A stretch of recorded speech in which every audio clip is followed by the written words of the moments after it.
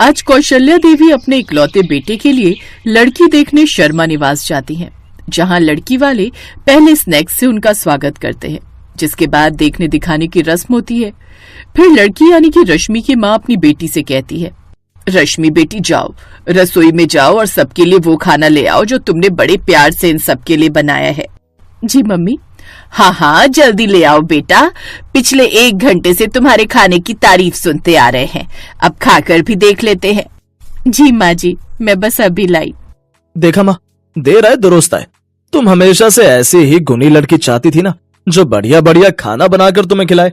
अरे अभी लाई कहाँ है खाना, पहले चखने तो दे इसके हाथ का खाना, कहीं पता चले इसने भी बीमारों वाला खाना बनाकर खिला दिया, जैसे पिछली बार उस लड़की ने खिलाया था जिसे देखने हम जोधपुर गए थे।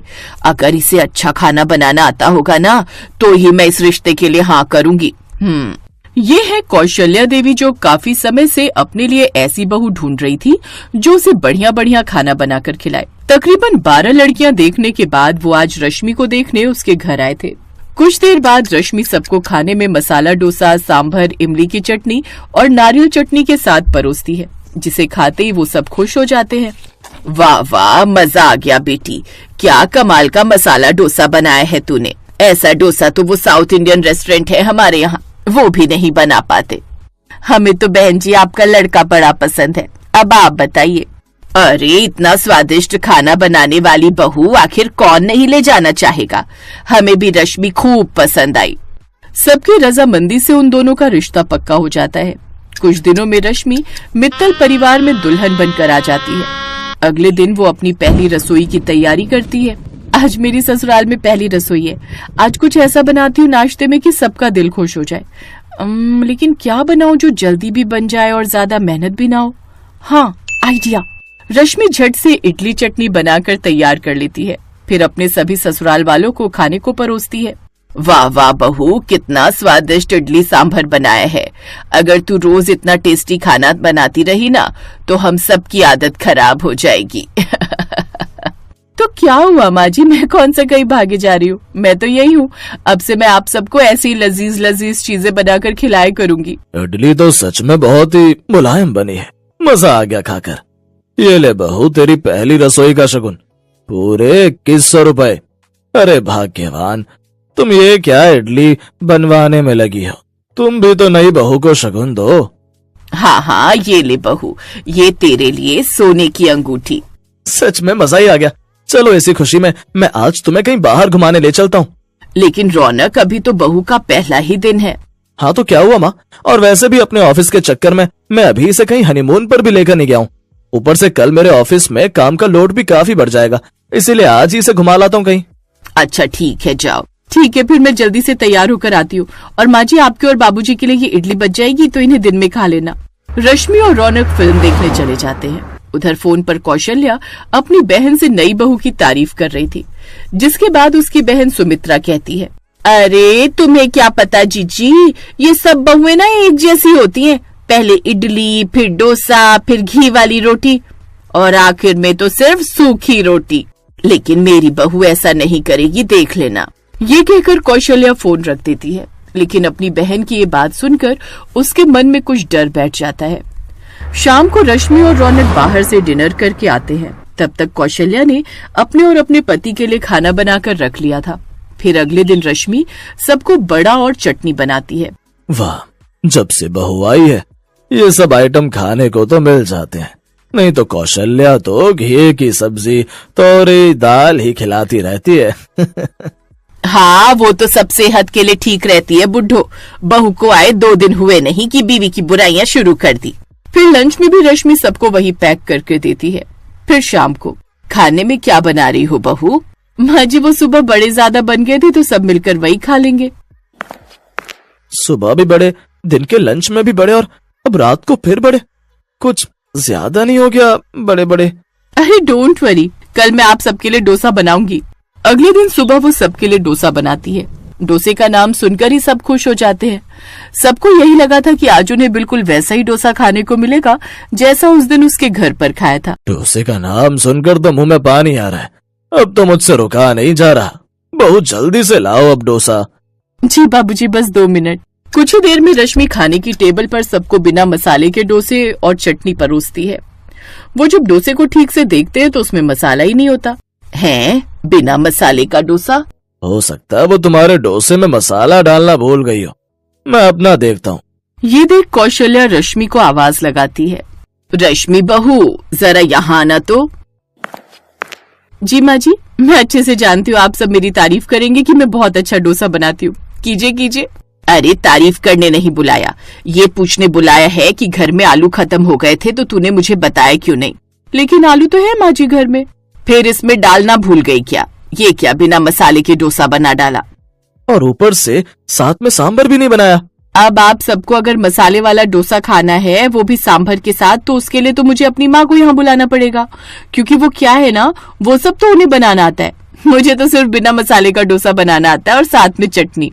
लेकिन जब हम तुझे देखने आए थे तब तो तूने कितना अच्छा सांभर उस मसाले डोसे के साथ बनाया था। हाँ, याद आ गया मुझे, लेकिन वो सब मैंने थोड़ी ना बनाया था। शायद आपको याद नहीं, मेरी माँ भी उस वक्त रसोई में थी, मेरे साथ वो सब तो वही बना रही थी। डोसे का मसाला और सांभर तो माँ ने बनाया था, और वैसे भी खाने के नाम पर तो मुझे यही तीनों चीज बनानी आती है जो पिछले 3 दिन से बना रही थी, इसलिए तो सारा दिन एक ही चीज खिलाती थी। अब तीनों चीजें मैं एक ही दिन में खिला देती तो आगे क्या बनाती। क्या इसका मतलब आज यही सब खाने को मिलेगा? लो कर लो बात। ये सब ना तुम दोनों बाप बेटे की करतूत है, जिन्होंने उस वक्त मेरा दिमाग घुमाया था कि जो डोसा सांभर बना लेती है वो दाल चावल रोटी सब्जी तो बना ही लेती होगी। अब खाओ बिना मसाले का डोसा। तभी अचानक से कौशल्या की बहन सुमित्रा वहाँ आ जाती है। कैसी हो कौशल्या? सुमित्रा तू यहाँ? हाँ, वो इस तरफ किसी काम से आई थी, सोचा तुझसे और नई बहू से मिलती चलूं। अरे वाह डोसा, मुझे तो ना सचमुच बड़े जोरों की भूख लगी है। हाँ हाँ बैठो ना, बहू अपनी मौसी सास के लिए भी ले आओ डोसा। रश्मि अपनी मौसी सास के पाँव छूती है और उनके लिए भी बिना मसाला का डोसा ले आती है। इसमें से मसाला कहाँ चला गया कौशल्या?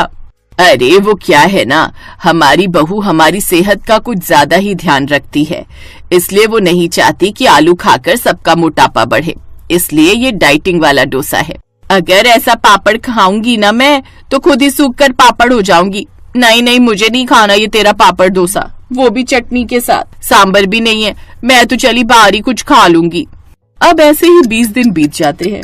एक ही तरह का खाना खा खा कर सबकी हालत खराब हो जाती है और इससे परेशान होकर कौशल्या अपनी बहू की चुगली अपनी बहन से करती है, जिसे सुनकर सुमित्रा उससे कहती है, अरे तू खुश नसीब है कौशल्या, जो तुझे कम से कम एक वक्त का खाना तो पका पकाया मिल रहा है।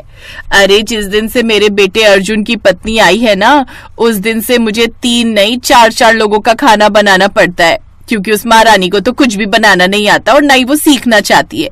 अरे तेरी बहू कम से कम बनाना तो चाहती है, और जो चीज इसे बनानी नहीं आती वो सब तू इसे सिखा दे, धीरे धीरे ये सब सीख जाएगी।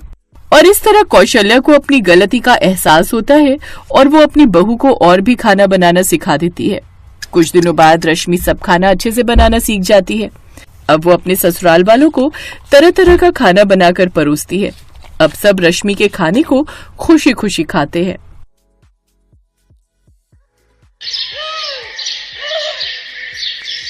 मध्य प्रदेश के इंदौर में चांदनी अपने माता पिता के साथ रहती थी। अगले महीने चांदनी की शादी है, इसलिए उसके पिता मनोहर अपने पराठे बेचने के काम पर जी तोड़ मेहनत कर अपनी बेटी की शादी के लिए पाई पाई जोड़ रहे थे। मनोहर ने चांदनी की शादी दिल्ली के विष्णु से तय कर दी थी। देखते ही देखते शादी वाला दिन भी आ जाता है और गरीब माता पिता नम आंखों से अपनी बेटी की विदाई करते हैं। शादी कर चांदनी दिल्ली आ जाती है। शादी की सारी रस्मों के बाद अगले दिन चांदनी अपनी पहली रसोई में हलवा और नाश्ते में मैगी पराठा बनाती है। अरे वाह, हलवा तो अच्छा बना है, लेकिन उससे भी स्वादिष्ट ये पराठा मैगी बनी है। हमने आज तक आलू मूली मेथी और प्याज के पराठे तो खाए थे, लेकिन पहली बार हमने ये पराठे में भरी हुई मैगी खाई है। तुमने ये कहाँ से बनाना सीखा? माँ जी वो क्या है ना, बाबा पराठे बनाकर बेचते थे और जब कभी मेरा मन मैगी खाने का होता तो बाबा पराठे के अंदर ही मैगी भरकर मुझे खाने को देते थे। अच्छा बहू, ये ले तेरी पहली रसोई में मेरी तरफ से ये चांदी के बिछिए। माफ करना, इसके अलावा मेरे पास और कुछ नहीं है। कोई बात नहीं माँ जी, आपने इतने प्यार से दिया है, मेरे लिए यही काफी है। इतने लाजवाब पराठे खाने के बाद तो मजा ही आ गया। अच्छा चांदनी, मैं कपड़े बदल लेता हूँ, क्या तुम तब तक मेरा ऑटो साफ कर दोगी? मुझे देर हो रही है। जी ठीक है, आप तैयार हो जाइए, मैं अभी साफ कर देती हूँ। चांदनी उसका ऑटो साफ कर देती है, फिर विष्णु के लिए टिफिन पैक करके भी ले आती है। इतने में विष्णु तैयार होकर आ जाता है और अपना टिफिन लेकर ऑटो चलाकर ऑटो स्टैंड पर चला जाता है। आइए आइए, करावल नगर, शिव विहार, आनंद विहार, आइए आइए। भाई साहब, आनंद विहार चलोगे क्या है? और भाड़ा कितना लगेगा? जी 100 रुपए। ठीक है, चलो। विष्णु सवारी को ऑटो में बिठाकर उसकी मंजिल तक छोड़ देता है। ऐसे ही वो सारा दिन सवारी ढोने का काम करता और शाम को समय से घर लौट आता। ऐसे ही समय बीतता है। चांदनी अपने छोटे ससुराल में बहुत खुश थी, लेकिन थोड़ी बारिश हो जाने की वजह से दिल्ली की सड़कें बेहद खराब और पानी से भरी थी। एक रोज विष्णु जब उन गड्ढों से बचकर निकल रहा था, तभी उसका रिक्शा पलटकर गिर जाता है और विष्णु को चोटें आ जाती हैं। ये खबर मिलते ही दोनों सास बहू जल्दी से अस्पताल पहुंचती है। हाय हाय, ये मेरे बेटे को क्या हो गया? देखिए, हिम्मत रखिए, इन्हें थोड़ी चोटें आई हैं और एक हाथ की हड्डी टूट गई है, जिसे ठीक होने में कम से कम 5 महीने लगेंगे। फिर वो अपने आप जुड़ जाएगी। लेकिन हाँ, ध्यान रहे, ये उस हाथ से कोई भी काम ना करें। जी डॉक्टर साहब, मैं ध्यान रखूंगी। 2 दिन बाद डॉक्टर उसे अस्पताल से घर भेज देता है, लेकिन अब घर पर रहने के कारण उनकी आमदनी बंद हो जाती है, जिससे कुछ दिन तक तो बचत से घर खर्च चलना शुरू हो जाता है, लेकिन धीरे धीरे उनकी आमदनी बंद होने लगती है। अब बस भी करो माँ, जब देखो तब रोती रहती हो। अपने बच्चे को इस हालत में देख एक माँ के दिल पर क्या बीतती है, ये बात एक माँ ही जानती है। लेकिन अब तू अगले 6 महीने तक बिल्कुल काम नहीं करेगा, समझा? माँ, फिर घर का खर्च कैसे चलेगा? उसकी चिंता आप मत कीजिए। आप तो जानते ही मेरे हाथ के पराठा मैगी कितने टेस्टी होते हैं, तो क्यों ना मैं मॉडल टाउन में स्टॉल लगाकर मैगी पराठा बनाकर बेचूं? बात तो तेरी सही है बहू, वैसे भी दिल्ली वालों को तो बस खाने का शौक है, और उसमें कुछ अलग तरह का खाना मिल जाए तो सोने पर सुहागा। मुझे लगता है तेरा ये पराठा मैगी स्टॉल काम कर जाएगा। अगले दिन से ही बचत के कुछ पैसों से चांदनी मैगी के ढेर सारे पैकेट ले आती है, साथ ही जरूरत का और सामान भी ले आती है। वो अपने बाबा के साथ अक्सर ठेले पर जाती थी, इसलिए वो अच्छे से जानती थी कि क्या कैसे बेचना है। वो अगले दिन से ही अपना स्टॉल मॉडल टाउन में लगा लेती है। तभी मैगी देखकर उसके पास कुछ यंग लड़के लड़कियां आते हैं। अरे वाह यार, मैगी बहुत दिन हो गए खाए। चलो फ्रेंड्स, आज साथ में मैगी पार्टी करते हैं। हाँ हाँ चलो। वो सब उससे मैगी बनाने को कहते हैं। जी माफ कीजिए, लेकिन मैं मैगी नहीं बेचती, यहाँ सिर्फ मैगी पराठा मिलता है। हैं? भला वो क्या होता है? खैर छोड़ो, भूख तो जोरों की लगी है, तुम्हारे पास जो भी है दे दो। वैसे है कितने का ये तुम्हारा पराठा मैगी? जी सिर्फ 25 रुपए का एक। ठीक है, फिर 6 लगा दीजिए। चांदनी उन सबको मैगी पराठा बनाकर खिलाती है। वो पराठे के अंदर मैगी भरती है, साथ में उसमें हरा धनिया, मिर्च, नमक भी डालती है, फिर ग्राहकों को खाने को देती है। वो सब जैसे ही उसे अपने मुंह में डालते हैं, उसका स्वाद चखकर वो खुश हो जाते हैं। वाह यार, ये तो बड़ा ही टेस्टी है। मैगी आज तक हमने मटर और वेजिटेबल्स के साथ तो बहुत खाई, लेकिन पराठे में भरकर हमने पहली बार खाई। लेकिन सचमुच क्या स्वाद है यार इसमें। हाँ, अब तो हम हमेशा ये मैगी पराठा ही खाएंगे। कुछ ही दिनों में उसके स्टॉल पर लोगों की भीड़ लगना शुरू हो जाती है और उसके मैगी पराठे की खुशबू से लोग उसकी ओर खींचे चले आते हैं। कुछ ग्राहक उसके वीडियोस बनाकर सोशल मीडिया पर भी डाल देते हैं, जिससे उसकी कमाई और कई गुना बढ़ जाती है। अब तो उसके पास ग्राहकों के साथ साथ जोमेटो और स्विगी से भी ऑर्डर आने लगते हैं, और अब वो पूरे देश भर में दिल्ली वाली बहू का मैगी पराठा स्टॉल से फेमस हो जाती है। ऐसे ही 6 महीने बीत जाते हैं और अब विष्णु भी पूरी तरह ठीक हो जाता है। अब वो भी अपनी पत्नी के साथ मिलकर पराठा मैगी बेचता है। इस 1 साल में उनकी किस्मत पूरी तरह बदल जाती है और वो फर्श से अर्श तक आ जाते हैं। अब वो अपनी और भी ब्रांचें खोल लेते हैं, जिससे वो दिन दुगनी रात चौगुनी तरक्की करते हैं।